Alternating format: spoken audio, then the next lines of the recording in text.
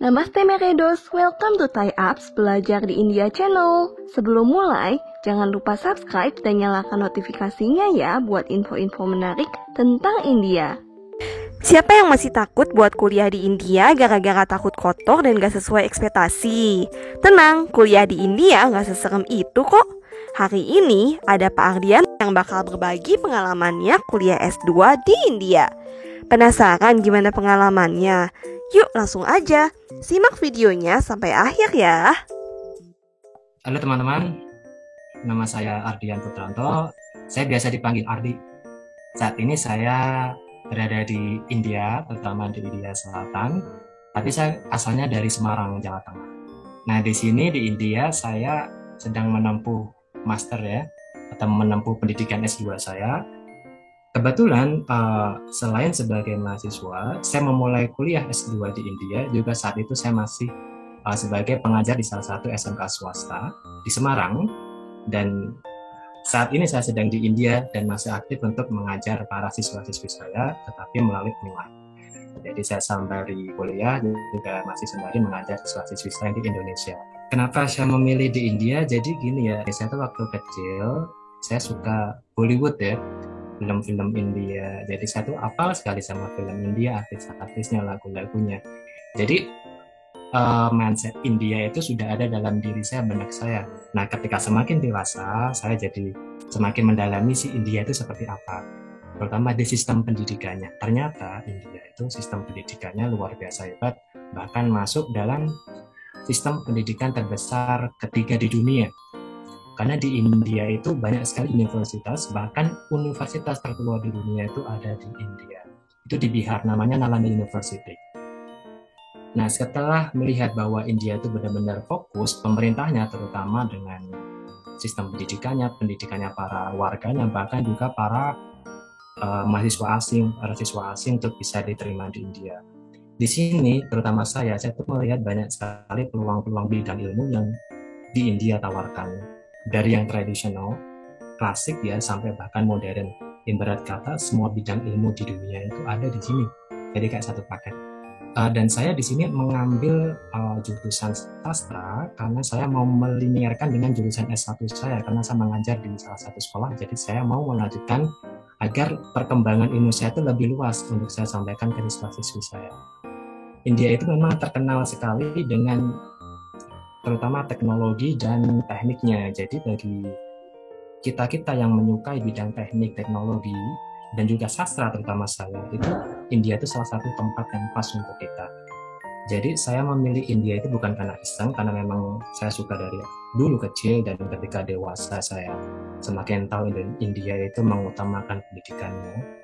Dan ketika ada orang kok tidak milih ke barat saja, ke Amerika, ke Eropa, bagi saya mencari ilmu, menuntut ilmu itu bukan karena gengsi ya, karena saya melihat benar-benar kualitas pendidikannya.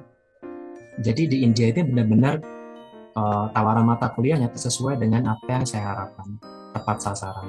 Saya juga mendapatkan bonus tambahan mata kuliah kayak budaya India sama ini linguistik. Jadi saya juga belajar bahasa di sini langsung dari ahlinya. Dan satu hal yang penting yaitu para dosen di sini, pengajar di sini adalah dia itu rata-rata semua dosen harus minimal S3 atau harus menyelesaikan kuliah PhD-nya atau dokternya seperti itu. Jadi India itu luar biasa. Di India ini karena negara berbahasa Inggris terbesar kedua di dunia setelah US, jadi semua bahasa pengantar di India ini memakai bahasa Inggris. Jadi bahasa Inggris kita pun bakal terlatih ya setiap harinya. Katakanlah begini, nggak cuma di kampus saja, nggak cuma di sekolah saja, tapi ketika kita di luar lingkungan masyarakat, bahkan ketemu dengan para penduduk lokal, seperti para pedagang, terus supir angkot misalnya, mereka juga sudah berbahasa Inggris. Jadi kita satu hal yang mudah untuk berbahasa di sini. Dan ketika di kelas, di ruang kelas, ketika dosen memberikan pelajaran, mereka memberikan materi dengan bahasa Inggris yang secara katakanlah sama kayak American atau British English. Jadi logat mereka bisa kita terima, kita memahami gitu. Di India banyak sekali toko buku, teman-teman bisa temukan dengan sangat mudah di setiap sudut kota itu pasti ada toko buku. Bahkan di bukunya di sini itu komplit, murah juga. Dan saya tanya juga teman-teman di belahan India lainnya juga mengatakan hal yang sama.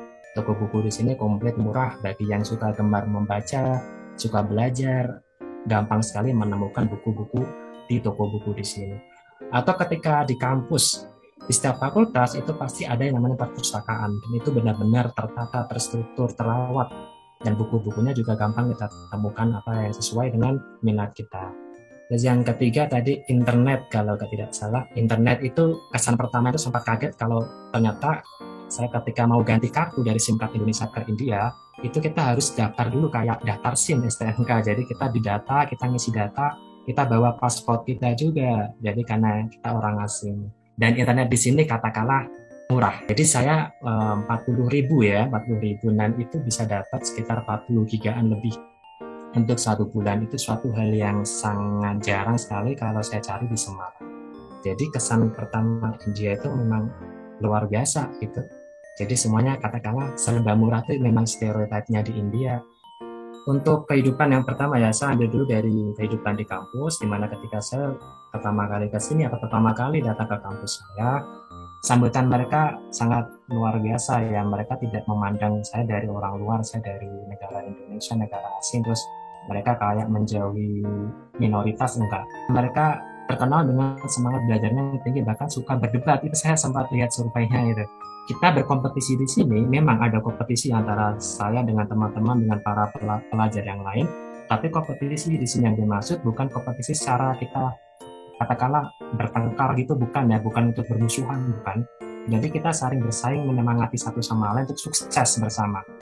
Jadi satu contoh gini, ketika saya katakanlah ya ketinggalan mata kuliah, mata pelajaran satu topik gitu ya, teman-teman pasti akan membantu saya, akan memberikan materi yang saya ketinggalan. Bahkan dosennya juga itu dengan senang hati akan memberikan waktu tertentu ketika semua materi sudah selesai. Pasti sebelum ujian akhir itu ada kayak senjang beda waktunya, itu sekitar 1 minggu 2 minggu untuk kita revisi materi bareng-bareng dari awal sampai akhir. Jadi salah satu enaknya di situ kita ada kayak semangat lagi gitu. Jadi jauh-jauh ke India itu nggak rugi gitu. Kalau saya ambil ke kehidupan di masyarakat, ketika saya bertemu dengan para penduduk lokal di sini, mereka sama kayak orang Indonesia. Mereka semua ramah, murah senyum kayak kita orang Indonesia gitu. Sopan juga. Terus kalau untuk keamanannya di sini, keamanan alhamdulillah aman di sini.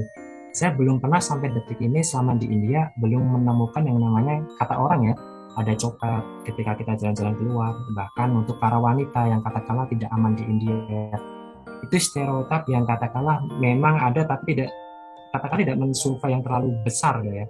Jadi saya belum pernah menemukan yang namanya copet, pencurian, atau bahkan kekerasan ya. Semoga tidak ya, karena saya yakin India itu tidak seperti apa yang dikatakan di media, karena dia itu unik dan aman gitu. Biaya hidup di India ya, saya bisa katakan sama dengan Indonesia, atau saya kalau boleh saya sebut nama kota di Jawa Tengah ya, Surakarta. Itu karena Surakarta itu terkenal dengan biaya hidup yang murah. Kebetulan saya mendapatkan beasiswa, jadi segala kehidupan saya di sini di cover beasiswa. Dari internet, dari makan pagi sampai malam, semua tercover di beasiswa. Tapi pasti ada sisi di mana saya pasti keluar, di mana sisi saya harus meninggalkan asrama, butuh internet, butuh komunikasi ketika berada di luar. Jadi seperti yang saya bilang sebelumnya, itu yang pertama, internet di sini murah, terjangkau, jadi masih bikin kantong kita aman kalaupun kita tidak tinggal di asrama, tidak tinggal dengan beasiswa, kita biaya sendiri. Terus yang kedua, makanan pasti itu paling pokok. Biaya makanan di sini murah itu, serius. Katakanlah saya bisa makan dari harga 6.000 sampai paling mahal 15.000 itu sudah makan kenyang. Kita makan nasi juga di sini, jadi ketika saya beli pun di luar saya masih aman itu kantong saya. Terus pun kalau kita mau masak juga, di sini banyak sekali sayur, banyak sekali buah-buahan, itu murah. Ada bayam, ada tomat, ada bawang merah, bawang putih, semua bumbu-bumbu juga ada, buah-buahan ada, pisang, ada jeruk. Saya beli sayur-sayuran itu paling murah ya, ikat-ikat range antara 2.000-3.000 udah dapat seikat. Dan juga buah-buahan, saya beli pisang Ambon, pisang Ambon itu 1 lira atau 1 kilo itu kita harga 6.000 di sini, murah itu, gede-gede dapat 12 biji, gede-gede. jeruk itu 1 kilo 14.000 murah itu. Jadi untuk biaya hidup di sini katakanlah aman untuk kita, kalaupun tidak ada beasiswa kita masih aman di sini karena masih murah, terjangkau. Oke, katakanlah India sebagai negara Hindu terbesar di dunia, tetapi perlu diingat juga bahwa India adalah negara Muslim terbesar ketiga di dunia setelah Pakistan dan pertama Indonesia. Jadi saya sebagai seorang Muslim di sini, beribadah di sini masih bisa dijalankan dengan teratur, tidak ada kesulitan yang begitu banyak. Bahkan di sini kita atau saya itu bisa menemukan masjid terdekat. Di sini ada beberapa masjid yang kita temukan dan beberapa para penduduk Muslim di situ. Jadi bisa kita beribadah secara teratur, secara sesuai apa yang kita kerjakan. Untuk ketika kita bertemu dengan saudara Muslim di sini, mereka semua menyambut baik, menyukai gitu ketika ada saudara Muslim dari luar India datang ke sini. Tapi nggak cuma dengan sesama Muslim, kita juga sesama semua penduduk lokal di sini, apapun kepercayaan, apapun agamanya. Saya tekankan di sini toleransinya ada, kita tidak merasa terancam ya seperti yang pernah kita lihat di media bahwa orang Muslim di sini terancam ya, bukan seperti itu. Kita semua di sini aman-aman saja, bahkan toleransi di India itu sangat tinggi. Dan kemarin Ramadan kemarin bisa saya jalankan bahkan seperti halnya di Indonesia, kita bisa buka sahur bersama, tarawih bersama, dan ketika Lebaran kemarin kita sama-sama. Jadi satu hal yang indah bisa ditemukan di negara Hindu terbesar, Muslim masih bisa menjalankan ibadahnya dengan lancar. Makanan halal di sini mudah ditemukan, terutama di dekat asrama saya juga bisa ditemukan. Jadi gini, kalau mereka ada makanan halal, itu ada kok tanda label halalnya di rumah makannya, di restorannya, atau di street foodnya pasti ada. Atau yang kedua, ketika kita melihat ada yang pakai peci, itu otomatis Muslim. Jadi kita sering makan di situ. Atau ketika kita lewat di salah satu rumah makannya ada figura atau lafaz Allah, tulisan Allah, gitu berarti itu orang Muslim. Jadi di sini bisa ditemukan dengan mudah menemukan makanan halal seperti itu. Oke, untuk kasta, saya sampai sejauh ini tidak menemukan sejenis yang kasta di India, saya tidak menemukan seperti itu. Jadi semua sama, atau mungkin saya yang belum, mungkin memang ada tapi tidak secara terbuka untuk ditujukan kepada masyarakat. Dan sejauh ini saya tidak menemukan perbedaan kesenjangan antara kasta-kasta di India. Itu sudah menjadi stereotip ya orang-orang kita bahwa India itu menakutkan ya, menyeramkan. Tapi gini, satu hal dulu ya, jadi kita di India nggak cuma belajar tentang pendidikan, tapi kita juga belajar tentang kehidupan. Di India itu bukan seperti apa yang dikatakan orang bahwa India itu, mohon maaf, kotor, atau yang kedua terbelakang, atau yang ketiga tidak aman. Oke, katakanlah yang pertama sambil contoh kotor ya. Kotor ini suatu penilaian yang katakanlah tidak sepenuhnya untuk mengstempel, mengecap suatu daerah itu kotor secara totalitas.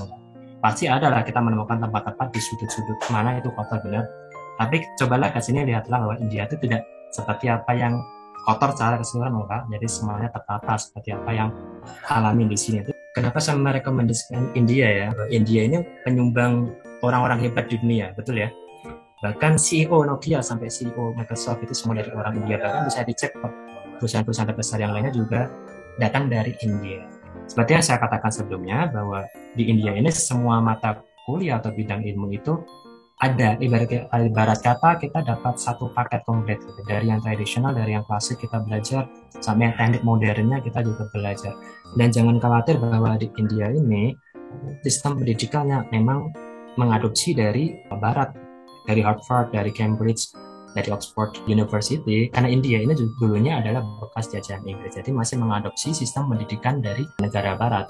Tapi bukan berarti pure negara Barat, enggak, tapi dia tetap mengembangkan sistem pendidikannya sesuai dengan kontur wilayah India itu sendiri. Satu yang unik bahwa di India itu menganut sistem pendidikannya seperti di Inggris ya, bahwa S1-nya itu cuma 3 tahun saja, dan skripsi atau tesis itu tidak diharuskan, bukan berarti nggak ada ya, tapi tidak diharuskan ada skripsi, karena di sini kita ada proyek terakhirnya yaitu kita membuat sebuah karya ilmiah, seperti mirip tesis tapi beda. Jadi kita tidak ada yang namanya setiap hari bimbingan harus berapa kali revisi tidak ada, tapi kita menyelesaikan sampai akhir.